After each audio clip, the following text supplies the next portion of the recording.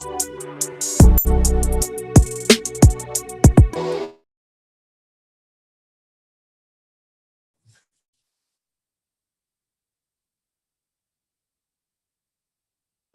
that's appreciate everybody that's here that made their way over here.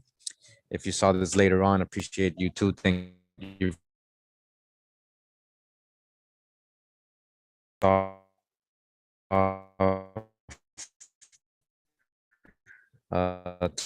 today ago. I'm on the move. I'm actually traveling. I'm doing this on my daughter's laptop, and then realize, she didn't have a music player. She had all this stuff that I needed.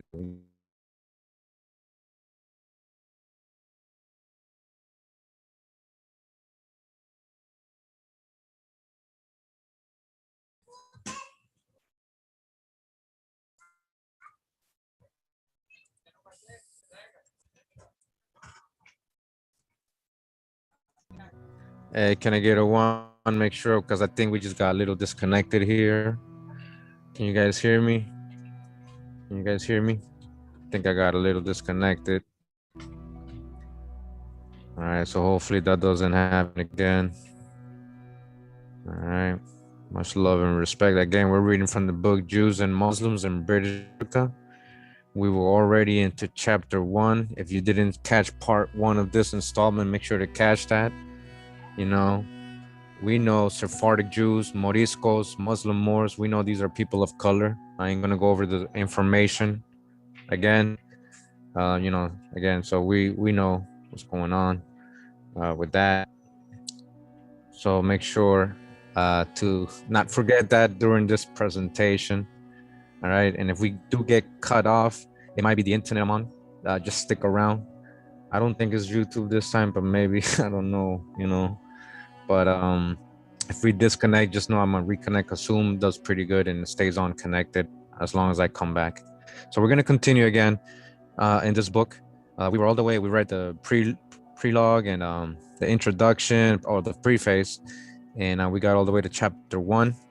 We read chapter 1 a little bit, and we got to a part in chapter 1 where I stopped. Let me just get over here, and it was about to get into the how they ended up in England. These same Morisco, Moorish, Moors, people of color, Sephardic Jews, how they ended up there. And we're going to continue right now. All right. And it says, England's reliance on Iberian Jews to promote its interests abroad goes back as far as the Tudors. Henry VIII used Spanish Jewish lawyers to justify his divorce from Catherine of Aragon. One of them, an Italian banker, tapped for his shrewdness and knowledge of. In 1594, Rodrigo Lopez was Elizabeth's court physician. He was executed on charges of treason and plotting to poison her. The fledgling colony of Iberian Jews exiled from England found shelter mainly in Holland, where they helped found Amsterdam's significant Marrano community in 1598. Marrano community in Amsterdam. Remember Amsterdam? When we're talking about Dutch, when we're talking about these Dutch merchants and pirates and shipbuilders and captains, navigators, these Dutch were Sephardic, mostly Sephardic Jews, Muslim Moors. Again, they're telling you right here, letting you know, we know New Amsterdam, was called New Jerusalem. Even for the Sephardic Jews, we're talking about people of color, so-called black people, yes. All right, so the Marrano community right here in 1598 in Amsterdam, and they returned to England after a lapse of more than 300 years in 1664, when Amsterdam Rabbi Manasseh ben Israel lobbied Cromwell to allow Jews again in England. They were provisionally but unofficially readmitted. Elizabeth's successor, James I, brought a Scottish and Stuart predisposition toward Jewish merchants and extended many privileges to Jews and native crypto or former Jews. All right, native, they were already there. As historians David Cesarani reminds us London's Jews were uniquely both court Jews and port Jews. All right, court Jews and port Jews. We went over the difference. We went over this difference before in past videos, nations of the world. Make sure to catch that. The port Jews, of course, all over the ports in the world, making sure the trade and all that, they're running it, making all the money, setting up the connections, making sure the goods come in and out. You know, that's what the port Jews and the court Jews were the ones holding down the money, the banks and all that. All right. Something like that. You know, that was a brief explanation, but go ahead and get the, we read a very good explanation in past videos. Since the capital was the seat of a government as well as the center of England's maritime trade, under Cromwell, London-based merchants such as Antonio Fernandez Carvajal, Manuel Dormido, and Simón de Carceres acted as valued counterintelligence agents against the Spanish Charles II, sojourned among Dutch Jews during his exile in the Netherlands. All right, we're all talking about people of color here. Don't get it twisted. Salute to everybody in the chat. Big shout out. Again, we're hoping we're gonna stay on. You guys don't even imagine how I'm connected where I am right now. You wouldn't even believe me. Boys, we're making it happen. Wow. His marriage of Catherine of Braganza was brokered by the Portuguese Jewish merchants. Whose merchants, we already broke this down. Who's the Portuguese at that time and who's the so-called Jewish at this time. Put it all together. Portuguese Jewish merchants Duarte da Silva and Fernando Mendes da Costa. Remember the Costas? You remember my South Carolina video, the Costas? Huh? They were so-called Black Irish. We even found the census listing them as mulattoes and birthplace Ireland. And the Costas were slave owners, so-called free people of color. The Costa family, we showed that. Make sure you get that if you haven't seen that video. The Costa, look how it all links up. Who's the Costas now? We know who? Portuguese Jewish merchants, Sephardic Jews. That's who these people, the Costa, free people of color family from South Carolina were. Even though they came in through Ireland, that particular family we were reading on. And it was Charles who granted religious liberty to Jews. In 1673, the influence of these Marranos culminated in the Glorious Revolution when William III hired the Amsterdam-based firm of Machado and Pereira to provision his expedition to England. William also invited the family of Lopez Suazo to settle in England. He knighted Solomon de Medina, his most important army contractor and banker.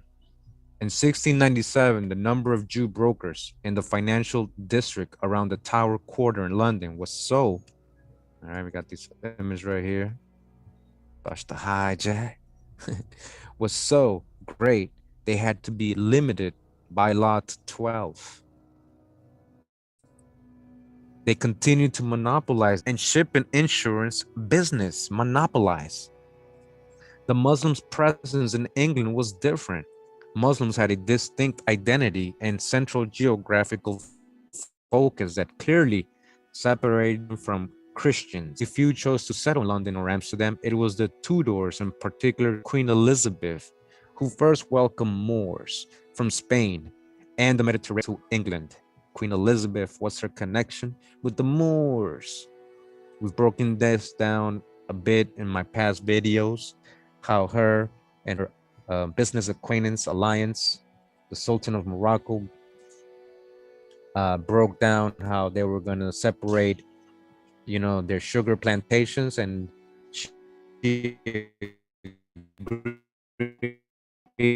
that she would take the northern part of United States. This was before King James, you know, this was before King James.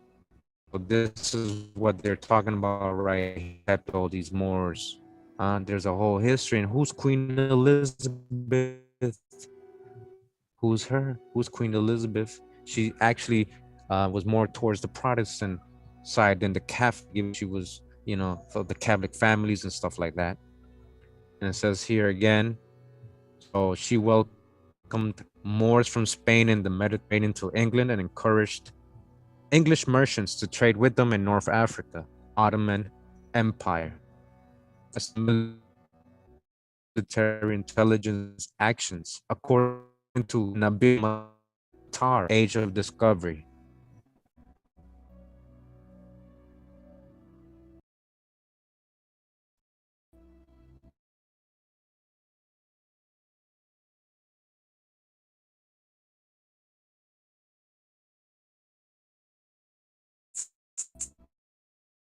From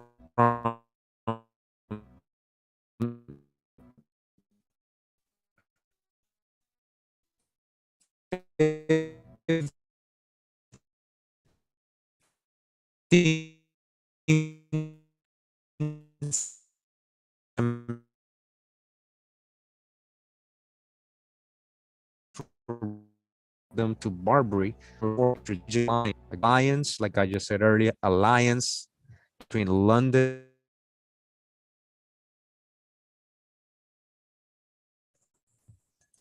All right, hopefully I think we're back. All right, so I think they keep disconnecting me. My fault, my fault. Hope you guys can still hear me.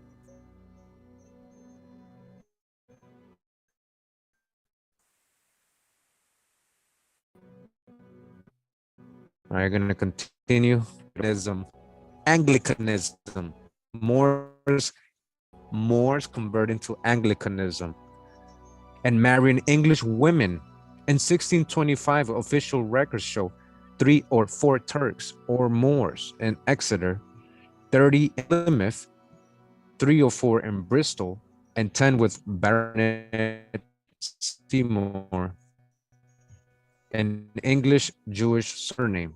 Moorish names documented in England at the time of from Muhammad, Mansur, Manser, Mustain, Mustan, Musan, Ali, Ali, Aliel, Ali, Aluf, Aleph, Walid, who's Walid, huh? Wali, who's Wali and Walid, Wali, Rich, Wali, Balu, Bello, Bellows, Bell, said, Seed, said, Ward,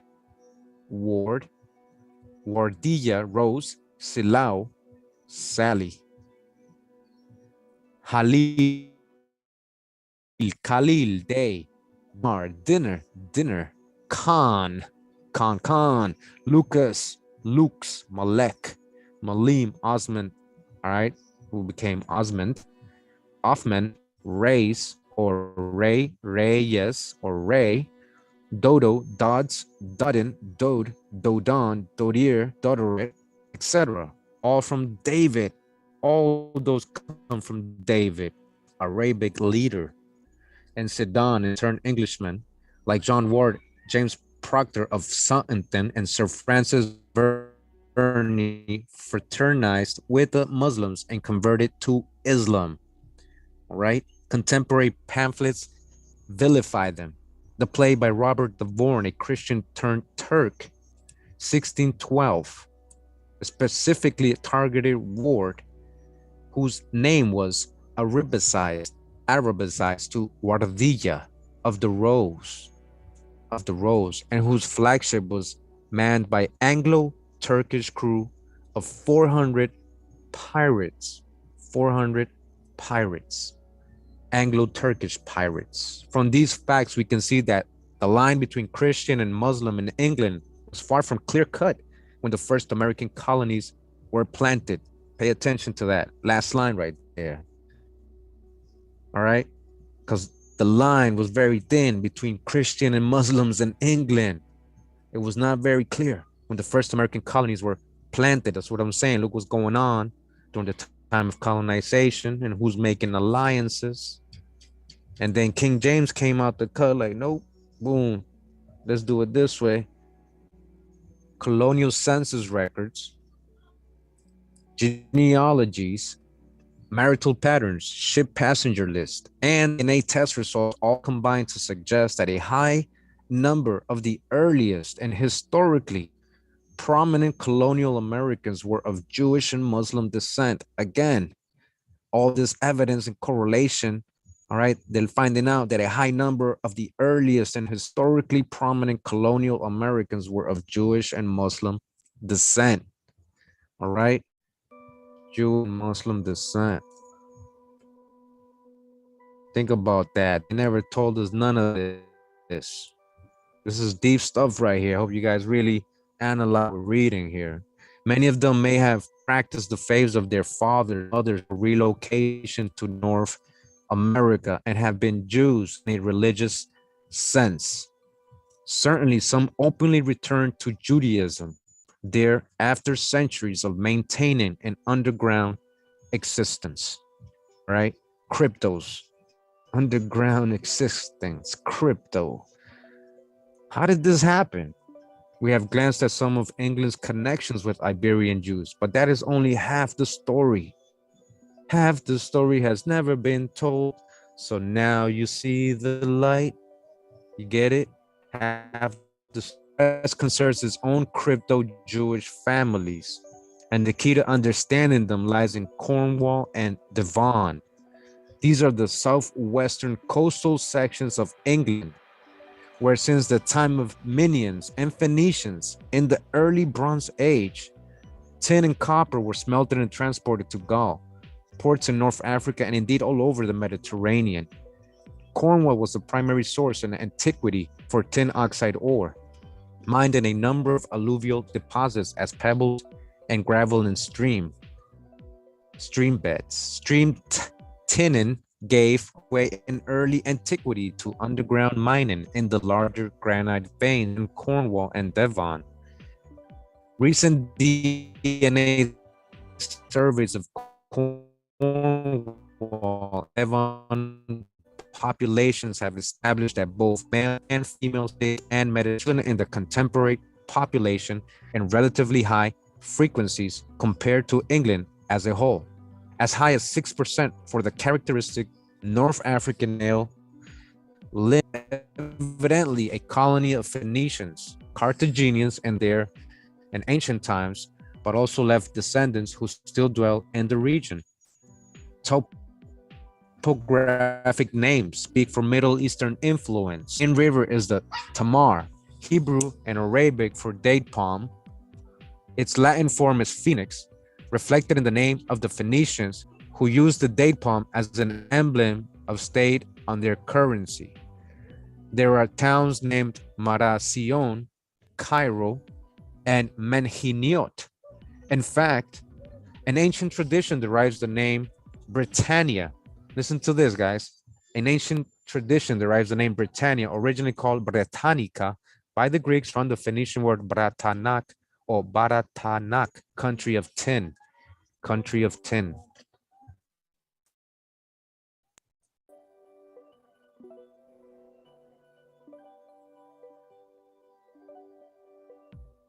All right, sorry about that. I was getting talked to. It says by the 1200s, Carthage and Phoenicia had long since departed from the world stage, but the association of Middle Eastern people with Cornish tinning was still strong. In 1290, Edward I decreed that all Jews must either exit the country, or and this is the portion of the royal decree glossed over by many historians, except conversion to Christianity, as the authors and others have argued. This was quite likely the origin of an exodus of Jews to Scotland. All right.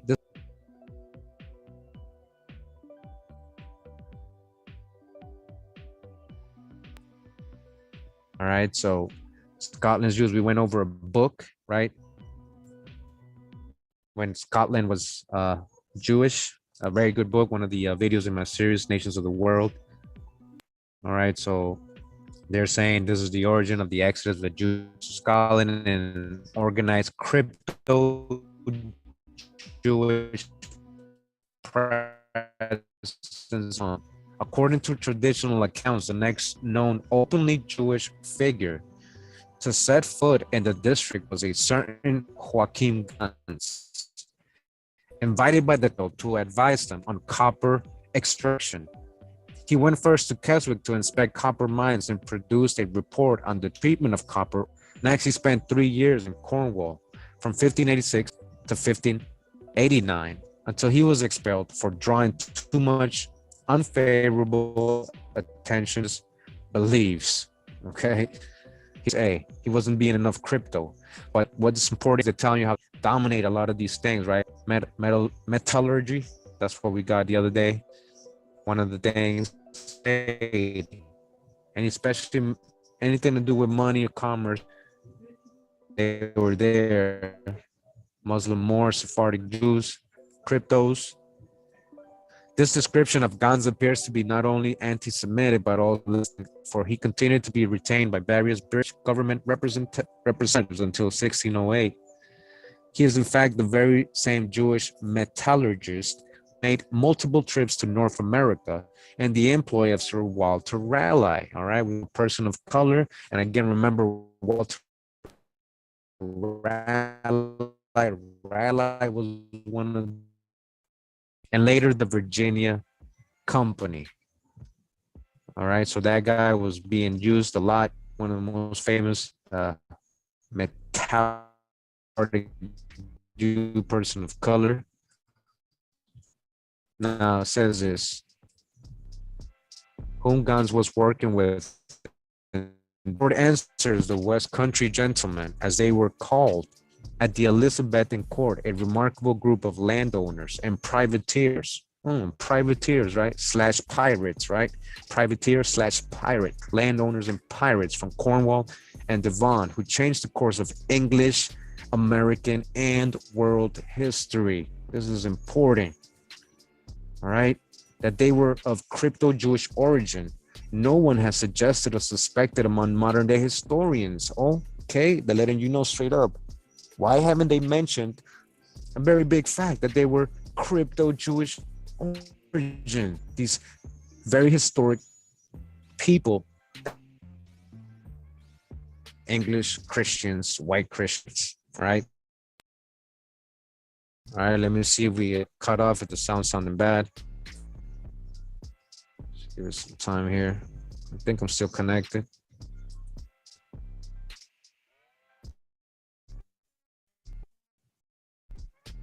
Am I still connected, guys? Yeah. All right.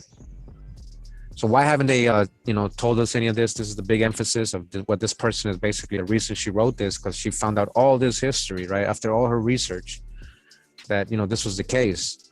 It's actually a high number of these people influencing not just English, not just American, but world history, people of color. However, strong circumstantial evidence favors this interference, all right? Interference. Very strong evidence, and this is going to be mainstream eventually. You guys are the first to hear it and really understand it. All right, Walter Raleigh. Who's Walter Raleigh? Who's Walter Raleigh? You guys still there, right? Make sure I'm still connected. Much love and respect to everybody in the chat. Everybody tuning in right now. First time hearing this. Thank you. We have some unknown issues today. We don't know if it's the Wi-Fi or YouTube playing games, but we're trying to get through to this. Hopefully we still connect. We're about to read about Walter Raleigh. Please known ancestors. All right, so Raleigh is a Hebrew name. De Raleigh, also a town in Devonshire. Oh man, so they're really playing with us. I'm gonna read it out to you, so hopefully you guys can listen to it. I'm very sorry about that. I guess not a good place, but hopefully we can get the info out there some way. All right, so is this only Carlos? Is everybody having problems, or is it just Carlos?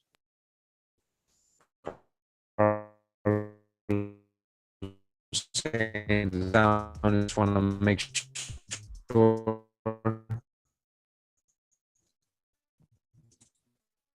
See if not, we could just try it in a different place another day. All right. Let me see. I got an idea. Quick, just go ahead and look